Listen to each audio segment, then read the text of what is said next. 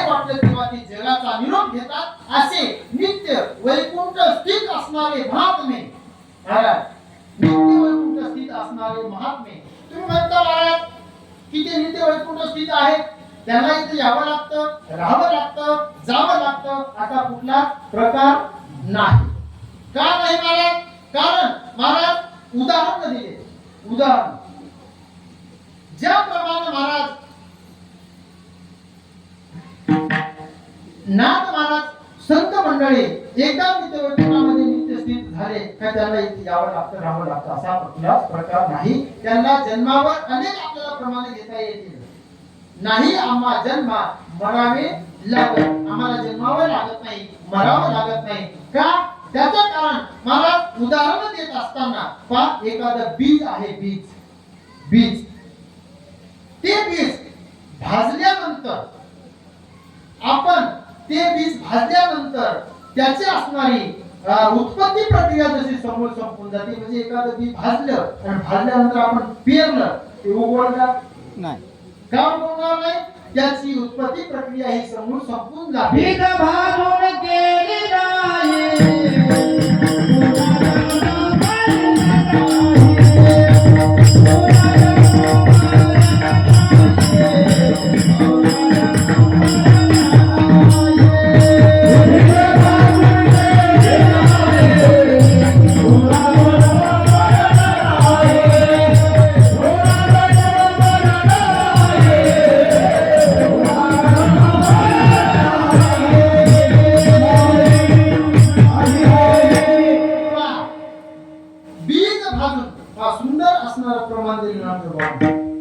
याला तुम्ही मला सुज्ञ मंडळी आहे का?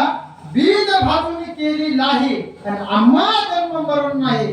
महाराजांनी सांगितलं आम्हाला जन्म मरण नाही. ज्याप्रमाणे बीजाची उत्पत्ती प्रक्रिया जशी समोर संपत जाते त्या पद्धतीने महाराज आम्हाला जन्म मरण ही स्थिती होत नाही, प्राप्त नाही. आम्हाला जन्मावं लागत नाही, मरावं लागत नाही. असे अनेक उदाहरण महाराज हे प्रमाण झालं. महाराज संतांचं नव्हे ज्ञानोबाने सुद्धा ज्ञानेश्वरीमध्ये अनेक असणारे वर्णन दिले, उदाहरण दिले.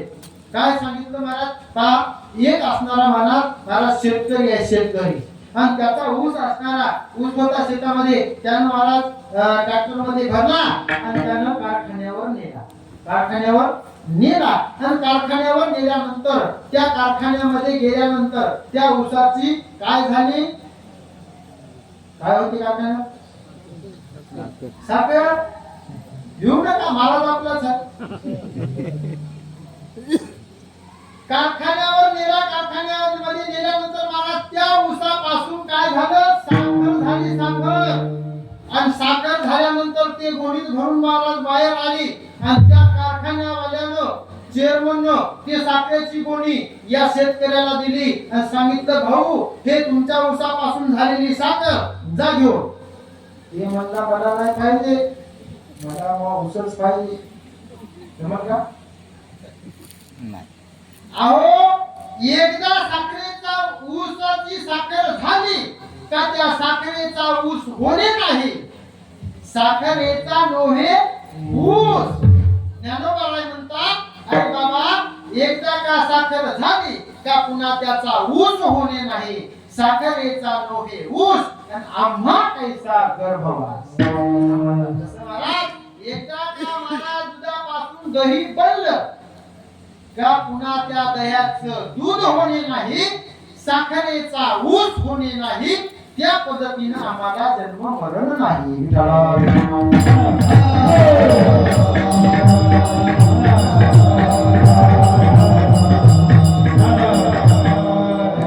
महाराज ते नित्य वैकुंठ स्थित आहेत, त्यांना जन्मावं लागत नाही, मरावं लागत नाही, इथं यावंच लागतं, राहावंच लागतं असा नियमही नाही. पण महाराज काही जाणकार मंडळी, शुद्ध मंडळी आहेत, अनेक वर्षापासून इथं शब्द चालते आहे का नाही. काहीला शंका निर्माण होईल की महाराज बराच वेळ झाला, अर्धा घंटा झाला, 1 घंटा झाला, तुम्ही सांगता संतांना इथे यावंच लागतं असा नियम नाही, राहावंच लागत असा नियम नाही. त्यांना जन्मावंही लागत नाही, मरावंही लागत नाही. ते नित्य वैकुंठ स्थित आहे. मगापासून तुम्ही सांगायला लागले मग एक शंका अशी निर्माण झाली की महाराज मग ते नित्य वैकुंठ स्थित असणारे महात्मे ते आहेत, मान्य आहे, मग ते नित्य वैकुंठ स्थित असणारे महात्मे ते या ठिकाणी येतात कशा करता? येथे उपकारासाठी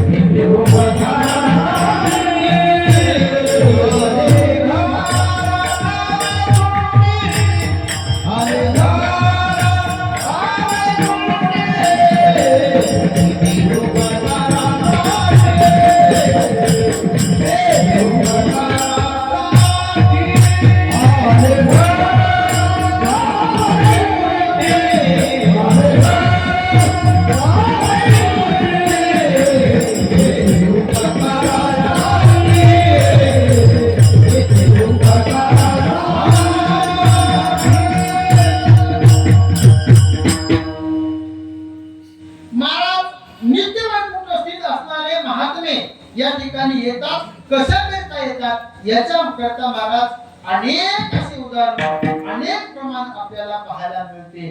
पण त्यापेक्षा आपल्या अभंगाशी असणार निगडित असणार प्रमाण महाराजांनी दिलेलं सुंदर प्रमाण महाराज आपल्या अभंगाशी की नित्य वैकुंठ स्थित असणारे जे महात्मे ते या ठिकाणी मोठ्या लोकांमध्ये येतात कशा करता? तर महाराजांनी दिलेलं प्रमाण येथे उपकारासाठी आले. घर ज्या वैकुंठी जे नित्य वैकुंठ स्थित आहेत ना, ज्यांचं घर वैकुंठामध्ये आहे ते या ठिकाणी येतात. कशा करता येतात? तर फक्त महाराज उपकार करण्याकरता येतात.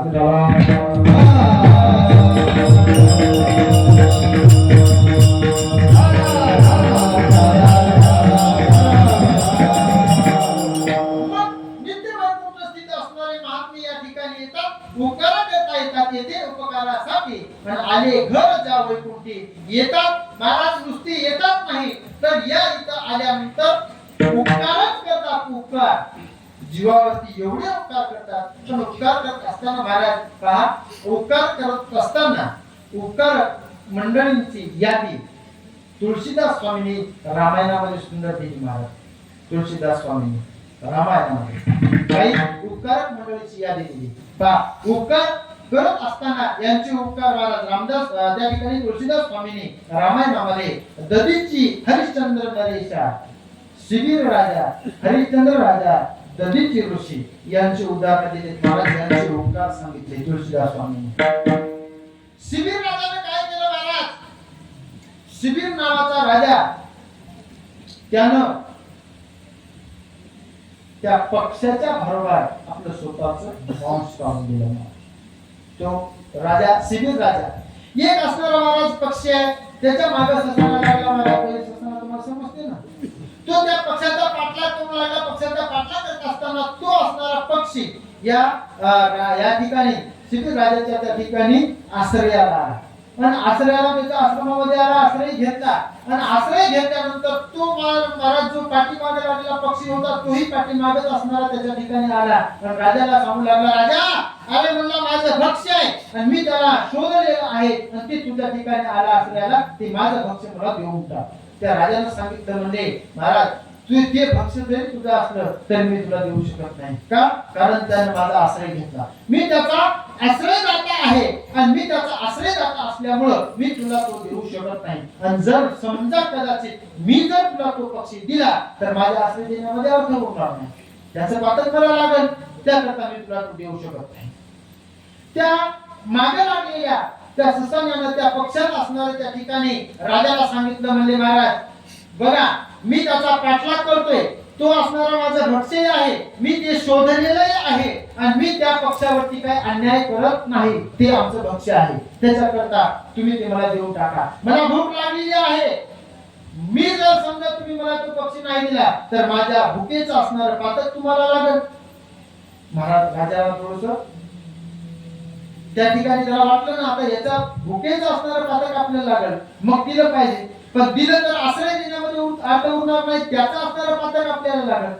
मग राजाने सांगितलं म्हणजे काही हरकत नाही, याला तुम्हाला द्यायचं नाही, आपल्याला पातक लागणार नाही आणि त्याची असणारी भूक शांत करायची, तेही पातक आपल्याला लागणार नाही. त्याकरता त्या शिबीर राजाने महाराज त्या ठिकाणीच्या पक्षाला त्या ससाण्याला सांगितलं, बाबा म्हणले काही हरकत नाही, तुला तुझी भूक शांत करायची आहे ना, तुझी क्षुधा असणारी तृप्त करायची आहे ना, हे काम कर. तुला मांस पाहिजे ना, ते पक्षी जाऊ दे, त्या पक्षापेक्षा जास्त असणारा मांस मी तुला देतो, ते खा, तुझी भूक असणारी शांत कर, क्षुधा असणारी तृप्त करून घे.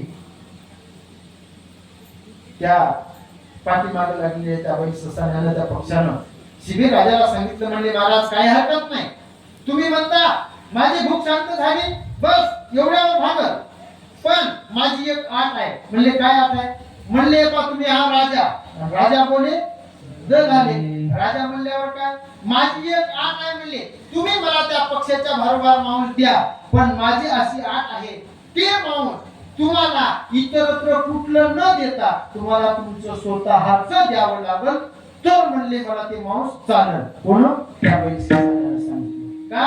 अहो इथंच तर मोठी गंमत आहे. का? कारण स्व मांसे दुर्लभ भजे, स्वतःच मांस एवढं दुर्लभ आहे महाराज, एवढं दुर्लभ आहे. किती दुर्लभ आहे? अहो समजा जर आपण एकदा कदाचित आपण शेतातून चालायला गेलो, एखाद्या बाबळीच्या झाडाखालून जर गेलो आणि बाबळीचा काटा टोचला महाराज पायाला, थोडस जर रक्त जर निघालं तर 8 दिवस आपण भेटल त्याला सांगत सुटतो काय, भळा रक्त गेलं. काय सांगतो?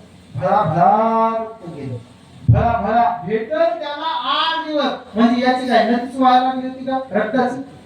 नाही, पण भेटल त्याला म्हणतो भळा रक्त गेलं, काटा टोचला, भळा रक्त गेलं. आणि तोच महाराज रविवार आला का कोंबड्याच्या आणि बकऱ्याच्या मानावर सोडी फिरवतो. मला सांगा याच्या रक्तापेक्षा त्या बकऱ्याचं कोंबड्याचं रक्त जास्त वाटत असेल का?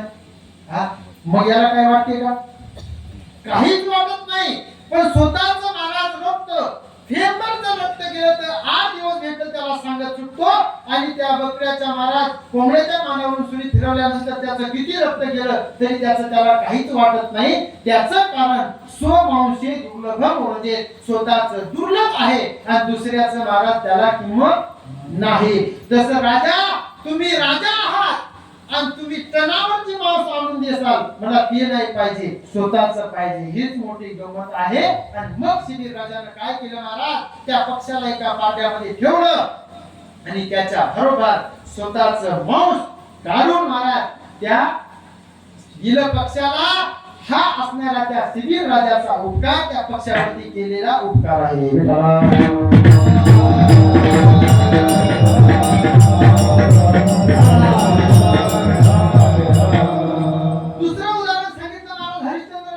हरिश्चंद्र राजाने काय केलं? हरिश्चंद्र राजाने काही केलं नाही महाराज. हरिश्चंद्र राजानं स्वप्नामध्ये दिलेलं राज्य, दान दिलेलं राज्य जाग झाल्यानंतर खरं करून दाखवणं हा उपकार आहे. कुठं तुळशीदास स्वामींनी रामायणामध्ये सांगत असताना वर्णन सांगितलं. हरिश्चंद्र राजाने काय केलं तर स्वप्नामध्ये राज्य दान दिलं आणि जाग झाल्यावर खरं करून दाखवलं. आता मला एकच प्रश्न विचारायचा आहे, स्वप्न खरं असते का? स्वप्न नाही. अहो स्वप्नामध्ये राज्य दान दिलं, जागा झाल्यानंतर खरं ज्यानं मागितलं दान त्याला दिलं ना स्वप्नामध्ये, जागा झाल्यावर खरंच देऊन टाकलं हरिश्चंद्राने. पण स्वप्न खरं राहते का? राहत नाही. अहो महाराज स्वप्न खरं नसते. ज्ञानोबाराने सुद्धा सांगितलं महाराज.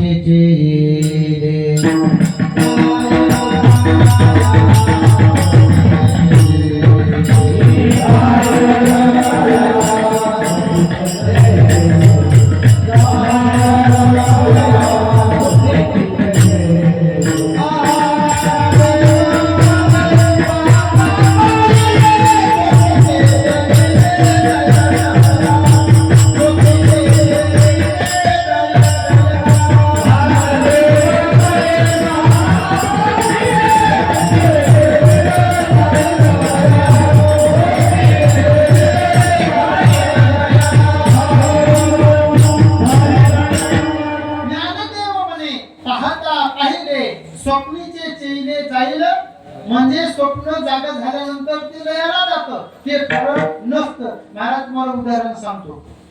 जुन्या काळातला दृष्टांत आहे, सर्वांना कदाचित माहीतच असेल, पण त्याची पुनरावृत्ती करून सांगतो. एक जुन्या काळामधला महाराज एक असणारा त्याच्याकडे गाय म्हैस वगैरे होती, दुधाचा धंदा करू लागला महाराज. आणि त्यानं तो जुनी पुराणी सायकल होती, त्यानं त्या सायकलला महाराज दुधाच्या कॅना अटकवायच्या, फुलसंगीला